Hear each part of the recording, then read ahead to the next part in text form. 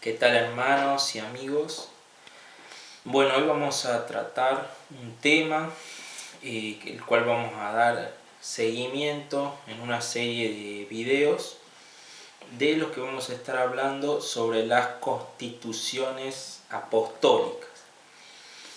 ¿Qué es esto de las constituciones apostólicas? Nosotros tenemos el ejemplo en la actualidad de el Papa o aquellos concilios en los cuales se promulga una constitución apostólica.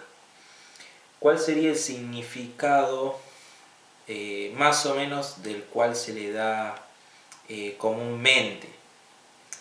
La constitución apostólica sería una norma legal del más alto nivel publicada por el obispo de Roma.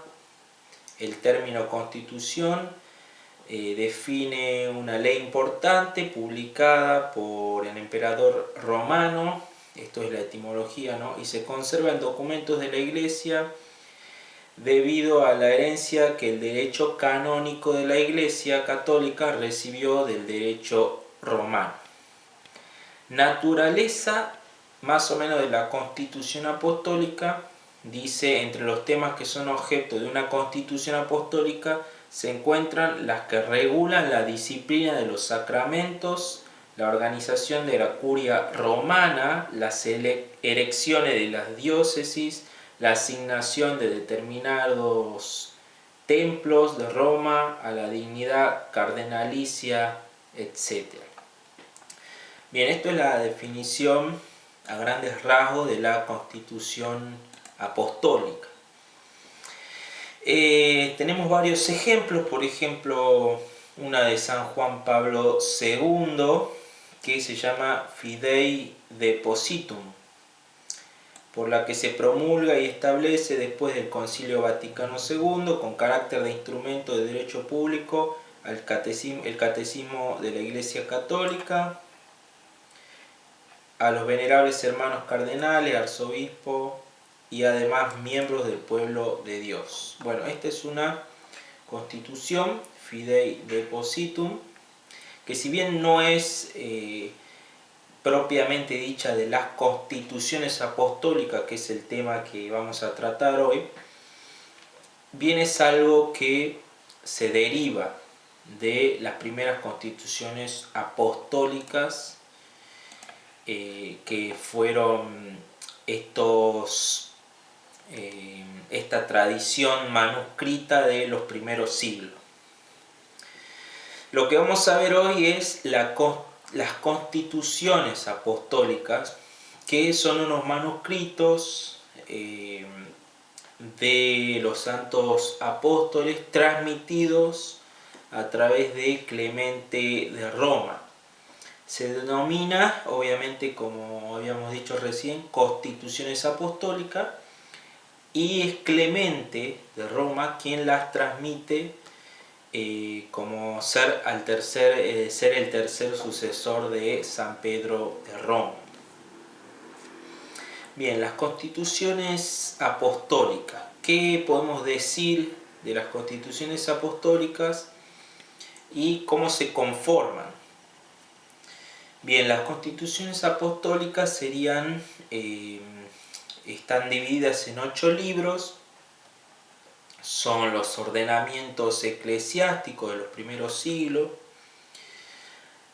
¿Y qué podemos decir de lo que es ordenamiento eclesiástico? Se puede definir como un género literario, muchos lo definen como un género literario, un conjunto de obras agrupadas.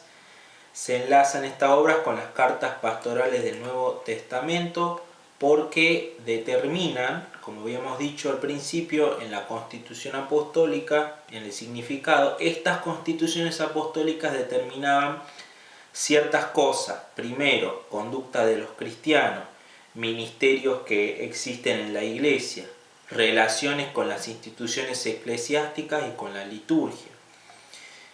Por ejemplo, también se pueden encontrar otros géneros literarios como ser la exhortación, el jurídico, el normativo, el exegético también para dar unos consejos de sabiduría.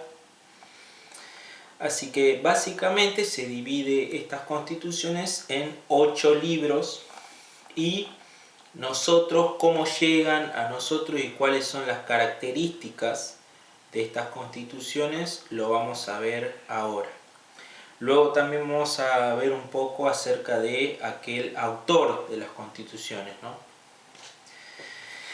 ¿Qué es lo que tiene de importancia para nuestra vida como cristianos católicos las constituciones apostólicas de los primeros siglos?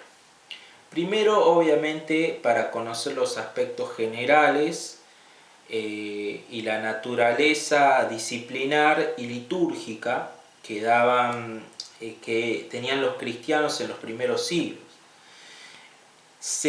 Como habíamos dicho, se dispone a lo largo de 8 libros y todos estos ordenamientos se terminan de recopilar y configuran distintas lecciones canónicas. Vamos a dar primero voy a dar los nombres de estos 8 libros. Esto es una introducción solamente, luego vamos a ver particularmente qué es lo que nos dicen estas constituciones apostólicas, pero los 8 primeros libros tratan de estos temas. En el primero, los laicos; segundo, obispos, presbíteros y diáconos; tercero, viudas; cuarto, huérfanos; 5, mártires; 6, cismas; conducta; 7, Eucaristía e iniciación cristiana; 8, carisma, ordenaciones y cánones eclesiásticos. Bien, ¿cómo se constituyen? ¿Cuáles son los documentos de esta compleja tradición manuscrita que nos ha llegado de los primeros siglos? Después vamos a dar también un poco el origen, los años de origen de estas constituciones, ¿no? Estas constituciones fueron recopiladas hacia el año 300 aproximadamente, y se va a servir de las obras más importantes de los primeros siglos, las cuales son la Didache del siglo I, aproximadamente en el año 70, incluso hay algunos autores que la llegan a poner en los años 50. La tradición apostólica de Hipólito de Roma, de los años 200, la Didascalia Apostolorum, de los años 250 aproximadamente, la Constitución Eclesiástica de los Apóstoles, que es un breve escrito griego donde los apóstoles transmiten unas enseñanzas de Jesús que se fechan más o menos en los años 280, 290. Luego tenemos los cánones de los apóstoles, que se encuentra dentro de las constituciones apostólicas, que aparece en el último libro, el que habíamos mencionado recién, el libro 8, donde se presentan un conjunto de 85 cánones que en un tiempo tenía una existencia independiente a las constituciones y tenía muchísima difusión en los primeros siglos. Luego esto se va a compilar en el libro 8 de las constituciones. También tenemos la Constitución de Hipólito, de la que se van a servir, como habíamos dicho, las constituciones apostólicas. Se sirve de la Constitución de Hipólito, la cual aparece en el epítome o el resumen del capítulo 8 de las constituciones. También aparece los cánones de Hipólito, que son 38 cánones compuestos por el obispo Hipólito de Roma, quien fue papa, también tenemos que mencionar, y se conserva en una versión árabe que el original griego sería aproximadamente de los años 300 también. El Testamento de nuestro Señor Jesucristo, una obra del año 300 también, que presenta un diálogo de Jesús con los apóstoles luego de su resurrección. Luego, a partir de todas estas fuentes que acabamos de dar, se van a servir las constituciones apostólicas. ¿Cómo llegan hasta nosotros el día de hoy? Las constituciones van a llegar en varias versiones, va a haber latinas, orientales. Una de las recopilaciones más importantes es la colección de Veronesis, que contenía una versión de la Didascalía, de la Constitución Eclesiástica de los Apóstoles y de la tradición apostólica de Hipólito. La colección original de estas obras está en griego, que son aproximadamente de los años 300. La colección Sínodo Alejandrino o Heptateuco Clementino, que la versión árabe se llama 127 cánones de los apóstoles.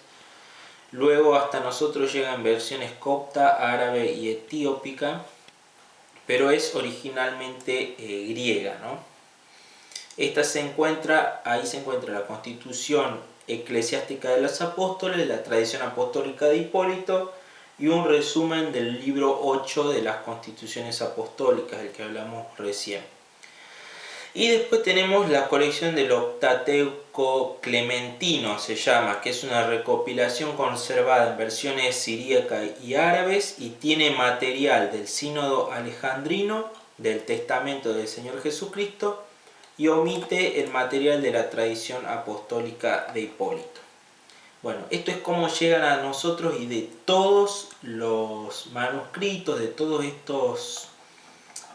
estas obras que se van a servir las constituciones apostólicas al momento de ser compiladas.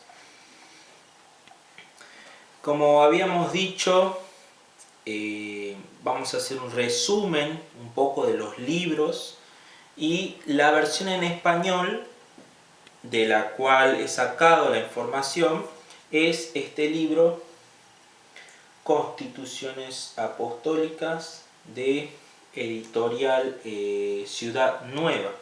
Es una muy buena editorial que últimamente está haciendo mucha literatura patrística. Tiene una biblioteca muy grande de patrística y es muy recomendable para poder llevar a la lectura, ¿no? Si es posible. Este es el número 82, así que bueno, se los recomiendo también. Es un libro bastante gordito, son como casi 450 páginas. Y es muy recomendable para conocer estos aspectos de los primeros siglos, de qué es lo que pensaban y cuál era el ordenamiento, digamos, entre comillas, ¿no?, jurídico que va a dar lugar a la compilación de estas constituciones apostólicas. Vamos a hablar un poquito de qué es lo que llevan dentro de las constituciones apostólicas. En los 6 primeros libros se hace un intento de reescribir la didascalía. Se aumentan textos bíblicos, se aportan precisiones doctrinales, realzan la figura de los apóstoles, como la del apóstol Pablo. Se ven más aspectos relacionados a la liturgia. En los 6 primeros libros aparecen los ministerios como el de cantor, ministerio de portero.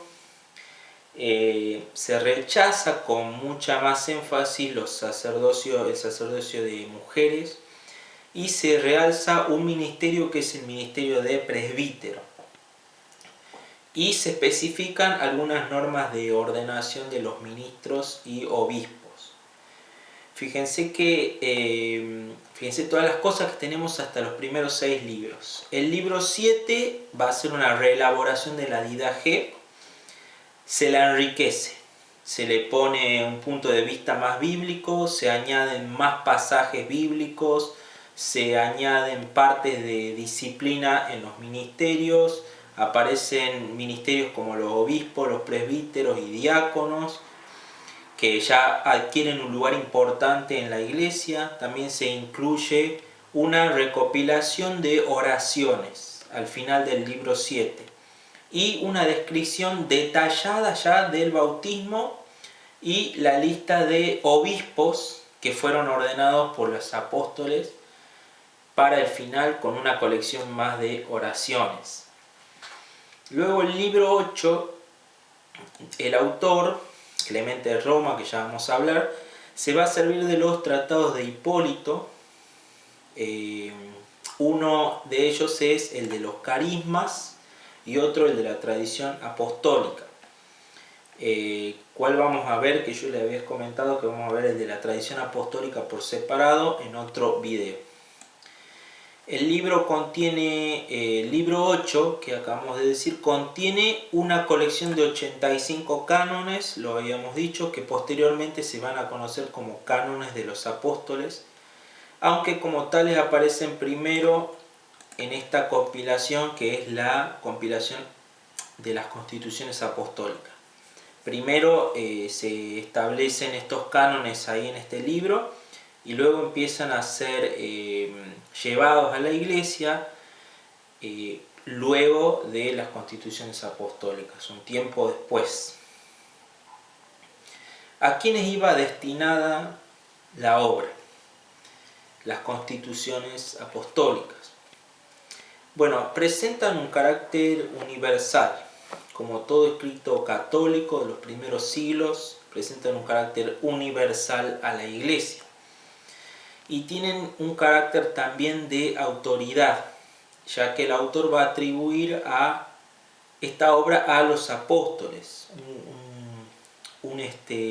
a veces con mediación de los apóstoles, incluso con la mediación del propio autor, Clemente de Roma, y después también se van a leer instrucciones de los mismos presbíteros, como va a ser Santiago, por ejemplo, el hermano del Señor, que es obispo en ese momento de Jerusalén, los 72 discípulos que se mencionan también, y los 7 diáconos, incluso Clemente de Roma en la página 111, después lo vamos a leer.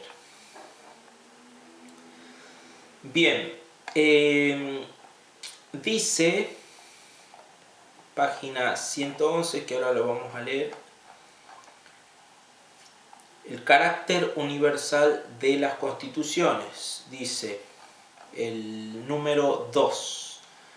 Por tanto, nosotros, que hemos sido considerados dignos de ser testigos de su venida junto con Santiago, hermano del Señor, los otros 72 discípulos y sus 7 diáconos, hemos escuchado de boca de nuestro Señor Jesucristo y decimos con un exacto conocimiento cuál es la voluntad del Señor, lo bueno, lo agradable, lo perfecto, que nos ha sido dado a conocer por medio de Jesús.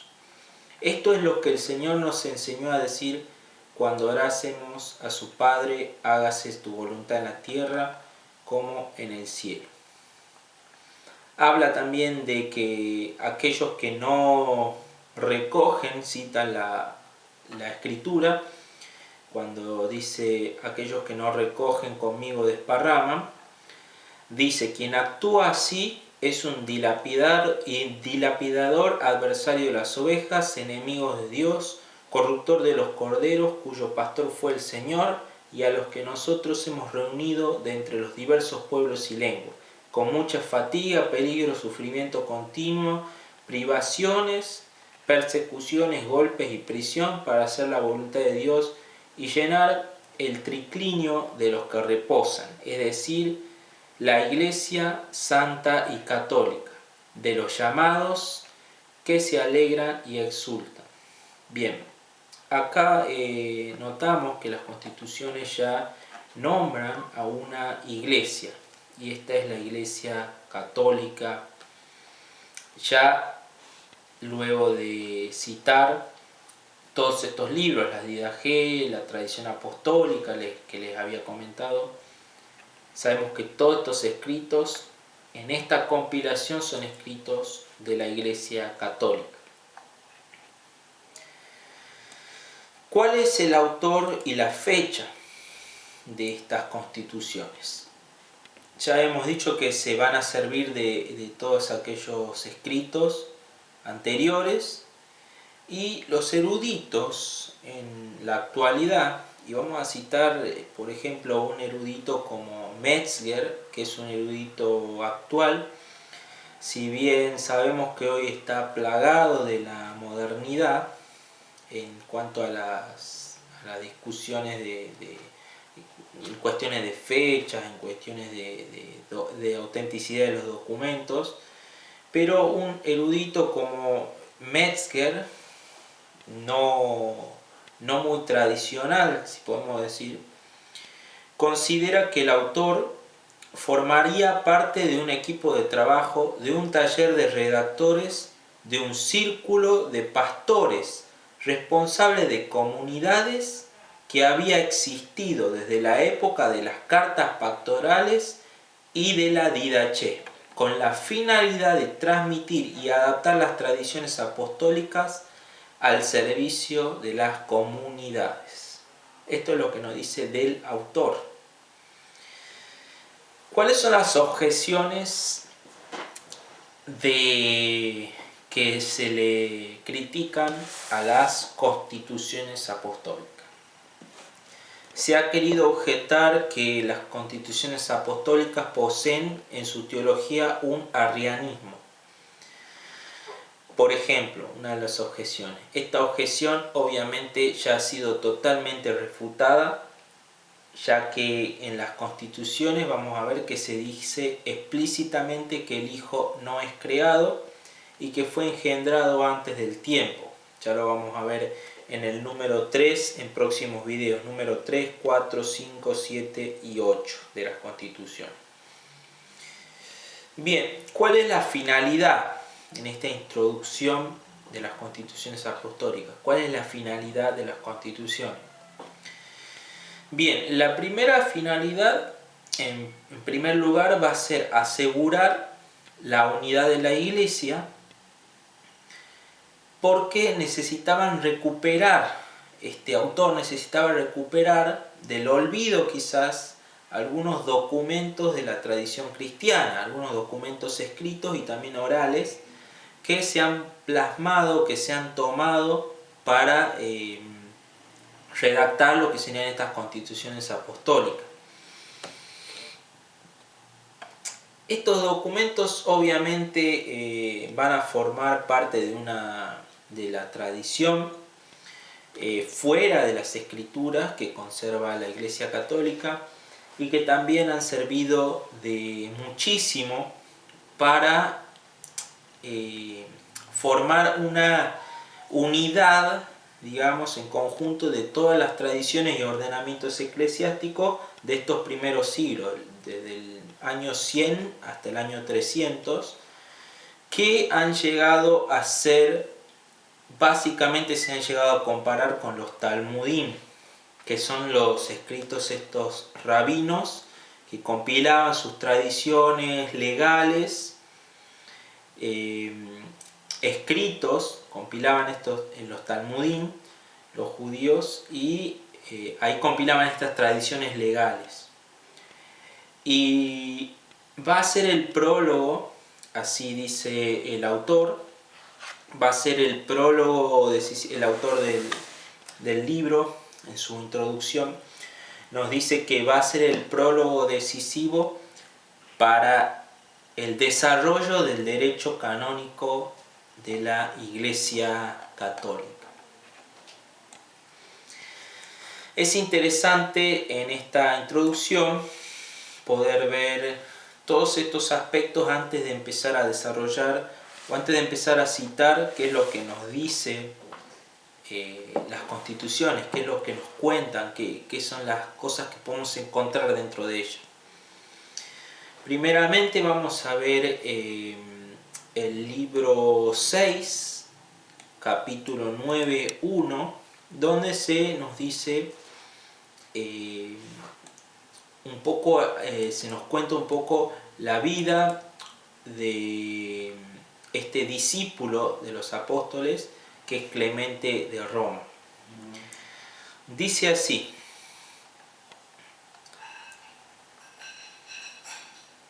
dice en Constituciones, libro 6, capítulo 9.1: Dice, estaban conmigo los santos hijos de Zaqueo, el que fuera publicano, Bernabé, Nicetas y Aquila, hermanos de Clemente, obispo y conciudadano, que fue discípulo de Pablo, nuestro compañero en el apostolado y el mundo.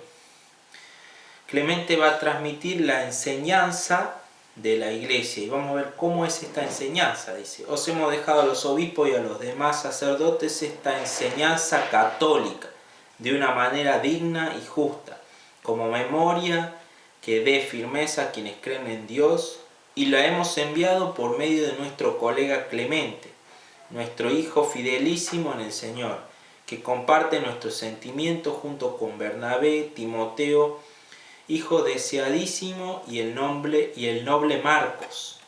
Con ellos os damos a conocer a Tito, Lucas, Jasón, Lucio y Sosítrapo. Vemos acá que la enseñanza que deja Clemente, y vamos a ver luego en las cartas de Clemente, si ustedes o si muchos que quieran objetar si Clemente era católico o no, podemos decir que fue ordenado e incluso que transmitía una enseñanza, como dice acá, católica. Hemos dejado a los obispos y a los demás sacerdotes esta enseñanza católica de una manera digna y justa. Vamos a ver cómo fue ordenado Clemente. Fue en el libro 8, aparece, capítulo 13, 15 y 16. Dice, Moisés amadísimo por nuestro Salvador Moisés amadísimo por Dios estableció pontífices, sacerdotes y levitas, pero nuestro Salvador nos instituyó a nosotros, los 13 apóstoles, y los apóstoles que me instituyeron a mí, Clemente, y a mí Santiago, y a otros con nosotros, por no enumerarlos a todos de nuevo, y todos nosotros en común hemos instituido a presbíteros, diáconos, subdiáconos y lectores. Después de su ascensión ofrecimos, según su mandamiento, número 15, el sacrificio puro en cruento, y ordenamos obispos, presbíteros y diáconos en un número de 7. Uno de ellos era Esteban, el bienaventurado mártir, no inferior a nosotros por su buena disposición hacia Dios. ¿Qué es lo que podemos encontrar, ¿no? ¿Qué es lo que podemos encontrar en estos escritos, ¿no? Bueno, la ordenación de Clemente. Nos dice Johannes Quasten, este gran patrólogo, en su escrito sobre patrología, en el primer tomo, nos dice acerca de Clemente de Roma. Según la lista más antigua de los obispos romanos, llegada a la posteridad por San Ireneo, Clemente fue el tercer sucesor de San Pedro en Roma. El historiador Eusebio menciona igualmente a Clemente como tercer sucesor de San Pedro. Fija el principio de su pontificado en el año 12 del reinado de Domiciano y su fin en el tercer año del reinado de Trajano. O sea que Clemente fue papa desde el año 92 al 101 aproximadamente. Tertuliano afirma que Clemente fue consagrado por el mismo San Pedro. Epifanio confirma esta aserción, pero añade que Clemente, en aras de la paz, renunció al pontificado a favor de Lino y volvió a asumirlo después de la muerte de Anacleto. Vamos a ver qué es lo que nos dice Ireneo de Lyon. Vamos a ver un poquito, vamos a seguir con esta cita. Ireneo señala que Clemente conoció personalmente a San Pedro y a San Pablo. Es lo que acabamos de leer en las Constituciones Apostólicas. Orígenes también y Eusebio le identifican con Clemente, a quien alaba San Pablo a quien alaba San Pablo como colaborador suyo en la epístola a los Filipenses. Es lo que acabamos de ver, esta colaboración de la que habla en las constituciones apostólicas. Dice que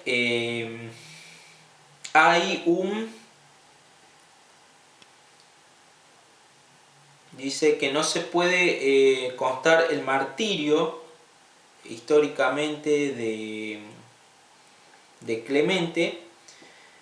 Presenta además un carácter, dice, de cuestiones, dice, que donde se conmemora su martirio el 23 de noviembre, y dice, presenta además un carácter puramente legendario, el martirio de San Clemente. Luego vamos a hablar un poquito del martirio de San Clemente. El 23 de noviembre se ha inscrito su nombre en el canon de la misa. ¿Qué nos dice? Bueno, esto es la cita de Johann Quasten en Patrología. ¿Qué es lo que nos dice? Vamos a ver realmente lo que nos dicen los padres de la Iglesia sobre la sucesión de los obispos en Roma. Tenemos en contra las herejías de San Ireneo de Lyon. Dice así: contra las herejías, capítulo 1, 3. Pero como sería demasiado largo enumerar las sucesiones de todas las iglesias, dice San Ireneo de Lyon, en este volumen indicaremos sobre todo la de las más antiguas y de todos conocida, la iglesia fundada y constituida en Roma por los dos gloriosísimos apóstoles Pedro y Pablo, la que desde los apóstoles conserva la tradición y la fe anunciada. Fíjense que nos habla de aquella iglesia de Roma que conserva la tradición y la fe anunciada a los hombres por la sucesión de los apóstoles que llegan hasta nosotros. Dice, luego de haber fundado y edificado la iglesia, los beatos apóstoles entregaron el servicio del episcopado a Lino. A este Lino lo recuerda Pablo en sus cartas a Timoteo. Anacleto lo sucedió, después de él en tercer lugar, desde los apóstoles Clemente heredó el episcopado, el cual vio a los beatos apóstoles y con ellos confirió y tuvo ante los ojos la predicación y tradición de los apóstoles, que todavía resonaba, y no él solo, porque aún vivían entonces muchos que de los apóstoles habían recibido esta doctrina. En tiempo de ese mismo Clemente, suscitándose una disensión, la iglesia de Roma escribió la carta más autorizada a los corintios para congregarlos en la paz y reparar su fe y para anunciarles la tradición que poco tiempo antes había recibido de los apóstoles. ¿Qué nos dice San Ireneo? Que aquel Clemente heredó el episcopado y el cual vio a los beatos apóstoles y con ellos confirió y tuvo ante los ojos la predicación y tradición de los apóstoles que todavía resonaba. Esto es lo que nos dice Ireneo de Lyon y no está muy lejos a lo que pudimos leer en las constituciones apostólicas. Clemente, obispo y conciudadano de los romanos, que fue discípulo de Pablo, dice la Constitución Apostólica en el libro 6. Os hemos dejado a los obispos y a los demás sacerdotes esta enseñanza católica. El apóstol Pablo era católico, de una manera digna y justa, como memoria de firmeza a quienes creen en Dios, y le hemos enviado por medio de nuestro colega Clemente, nuestro hijo fidelísimo en el Señor, que comparte nuestros sentimientos, junto con Bernabé, etc. Y dice, Clemente me instituyó, los apóstoles, dice, entre nosotros, los apóstoles, me instituyeron a mí, Clemente. Y todos nosotros en común hemos instituido presbíteros, diáconos, subdiáconos y lectores. ¿Qué más podemos decir para dar un poquito más de contexto a lo que se nos dice de Clemente? ¿Qué nos dice Eusebio de Cesarea en la Historia Eclesiástica?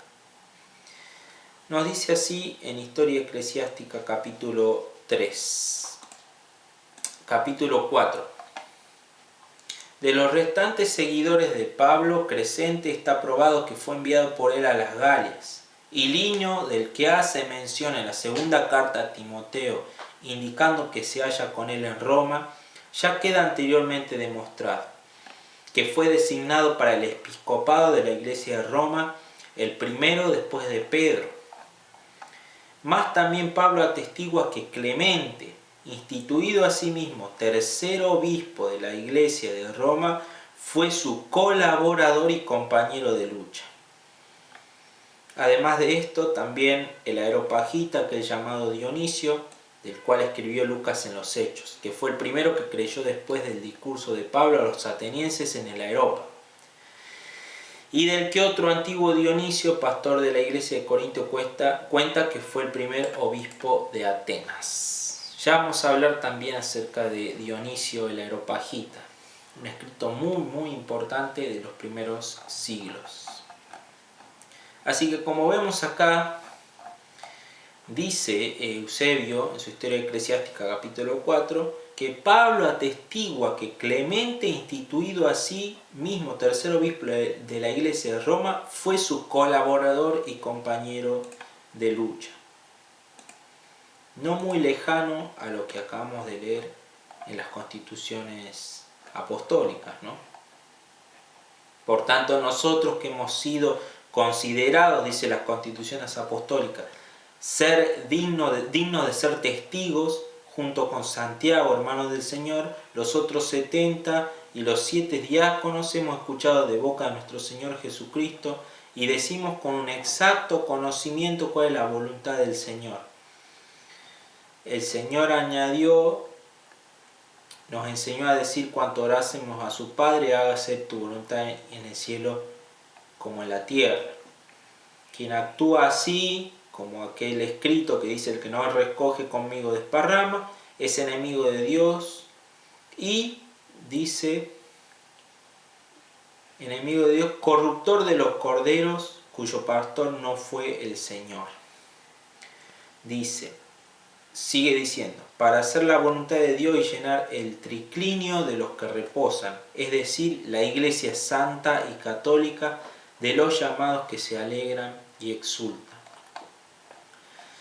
Vemos que esta iglesia ya era la iglesia católica. Desde los primeros siglos, desde los apóstoles, ya se llamaba a la iglesia como iglesia católica.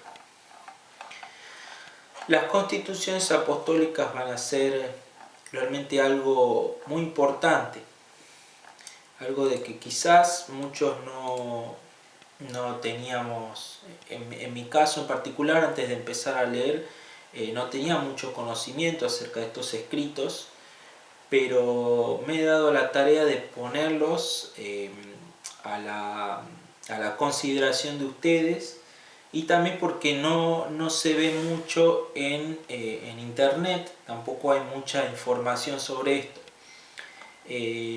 Realmente es una alegría y un gozo poder tener estos escritos hoy en día en español para acordarnos, para poder meditar acerca de lo que se enseñaba en los primeros siglos y cuáles eran estas constituciones transmitidas desde los apóstoles y qué eran lo que creían en estos ordenamientos eclesiásticos, litúrgicos, de enseñanza, que es lo que se creía en los primeros siglos de la iglesia. Voy a terminar con esta introducción de las constituciones apostólicas y en un próximo video vamos a ver qué es lo que nos dicen las constituciones apostólicas, qué hay dentro de ellas, cómo podemos usarlas para nuestra vida católica, incluso para la apologética, y cómo eran estas, cómo interpretaban, cómo enseñaban en los primeros siglos, cómo eran las ordenaciones de los obispos. Todo esto nos va a decir las constituciones, cómo era la interpretación bíblica de estas constituciones apostólicas de los apóstoles, qué no querían transmitir, qué enseñanza querían dar. Y vamos a ver si esta enseñanza era diferente o muy parecida a la que enseña hoy la Iglesia Católica, o si realmente es como dicen los protestantes, que es una enseñanza de los primeros siglos, que la enseñanza de los primeros siglos era protestante. Vamos a ver si es más parecido a lo que enseña la Iglesia Católica, como acabamos de ver ya no, porque Clemente enseñaba una enseñanza católica, nos dice acá, transmitida por Pablo, por el apóstol Pablo. Que el apóstol Pablo, si fue transmitida esta enseñanza desde el apóstol Pablo a Clemente, y Clemente la transmitía a otros, así como nos dice el apóstol Pablo en Timoteo, encarga a hombres fieles para que ellos también transmitan. Bueno, si esta enseñanza era católica del apóstol Pablo, la enseñanza que daba Clemente, la enseñanza del apóstol Pablo también era una enseñanza católica, ¿no? Así que bueno, gracias por quedarse hasta el final en esta introducción, y en próximos videos estaremos viendo qué es lo que tenemos dentro de estas constituciones apostólicas, qué es lo que nos dicen y cómo la podemos usar para nuestra vida como católicos y laicos. Les mando bendiciones, hermanos, y espero que estén muy bien. Gracias por quedarse hasta el final del video, y saludos para todos mis hermanos y amigos.